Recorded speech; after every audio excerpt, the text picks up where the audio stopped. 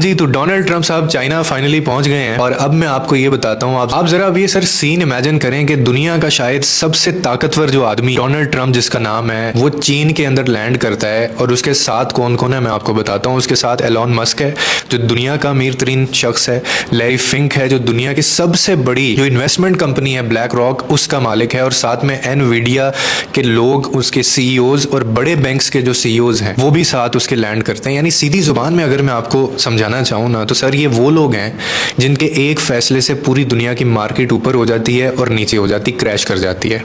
अब असल बात आपको मैं बताता हूँ कि इतने बड़े लोग जब चीन पहुंचे तो उनका जो शिंगपिंग है जो प्रेसिडेंट है वो इनको लेने तक नहीं आया एयरपोर्ट पे। अब आप कहेंगे जी इसमें बड़ी बात क्या है? सर इसी में बड़ी बात होती है कि बाज़ औक़ात ना हाथ ना मिलाना भी एक बहुत बड़ा मैसेज होता है, और ये वो मैसेज था जो चाइना दुनिया को देना चाहता था और इसके लिए सालों उन्होंने इंतज़ार किया।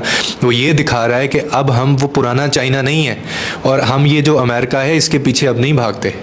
और मुझे ये लगता है कि आप लोग अभी भी इस मीटिंग की सीरियसनेस जो है उसको आप अंडर एस्टिमेट कर रहे हैं। मैं आपको बताता हूँ कि ये मीटिंग अब होने क्या जा रही है और इसमें बात क्या होगी, क्योंकि ये कोई आम सिफारती दौरा तो है नहीं है। क्या ज़रूरत पड़ गई कि जो दुनिया के सारे समझ लें जो पावर ऑफ कॉरिडोर में लोग बैठते हैं उनको ट्रंप साहब लेके जो है वो वहाँ पे चलेंगे और ये बंद कमरों के अंदर जो होगा ये दुनिया की डायरेक्शन लिखी जाएगी इस मीटिंग के अंदर। आप ये सोचें कि ईरान की वजह से तेल खतरनाक हद तक जो है वो ऊपर चला गया है, स्ट्रेट ऑफ हॉर्मुज़ जो है वो बंद पड़ा है, पूरी दुनिया की जो सप्लाई चेन है वो जो है वो डिस्टर्ब हो रही है। अमेरिका को क्या जरूरत पड़ी? यूरोप पहले ही दबाव के अंदर है, अब क्यों गया अमेरिका वहां पे? अमेरिका रिसेशन से डर रहा है, डोनाल्ड ट्रंप रिसेशन से डर रहा है, और ऐसे वक्त में ट्रंप इन लोगों को चीन लेके पहुंचा है जो असल में दुनिया की मैशियत चलाते हैं।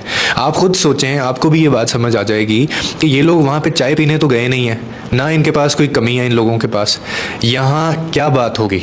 यहाँ ईरान की बात होगी, यहाँ आपने हरमस की बात होगी, यहाँ तेल की बात होगी, यहाँ डॉलर के सर्वाइवल की बात होगी, और ये बात वो करने गए चाइना से। और शायद ये भी कि किस तरह दुनिया को आप अगले मौशी धमाके से बचा सकते हैं। और सबसे खतरनाक बात दोस्तों कि दुनिया को ये लगता है कि शायद हुकूमतें फैसला करती हैं, हालांकि ऐसा नहीं है सर। फैसले वो लोग करते हैं जो ना इलेक्शन लड़ते हैं ना आवाम के सामने आते हैं, और यही वो लोग हैं वहाँ पे जो गए हैं। इसलिए मैं कहता हूँ कि जो 15 मई है ना सर, ये जो तारीख है ये वो दिन हो सकता है जहां आने वाले कई सालों की जो आलमी सियासत है वो चुपचाप डिसाइड हो, और अब वो डिसाइड कौन करेगा? चाइना डिसाइड करेगा। और ये उन लोगों के लिए मुंह पे थप्पड़ है जो अभी भी ये कहते हैं कि चाइना जो है वो सुपर पावर है।